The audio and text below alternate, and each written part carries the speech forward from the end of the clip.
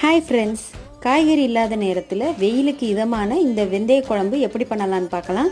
2 spoon அரிசி, 2 spoon வெந்தயம், 1/4 spoon கெட்டி பெருங்காயம், 1 கொத்து கருவேப்பிலை இதெல்லாம் போட்டு நல்லா வதக்கிக்கலாம் ட்ரையாக.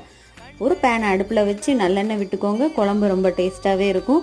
1/4 ஸ்பூன் வெந்தயம், 10-15 சின்ன வெங்காயம், 5 பல்லு பூண்டு, 2 தக்காளி, 2 பச்சை மிளகா இதெல்லாம் சேர்த்து நல்லா வதக்க போகிறோம். நல்லா எண்ணெயிலே இது வதங்கட்டும்.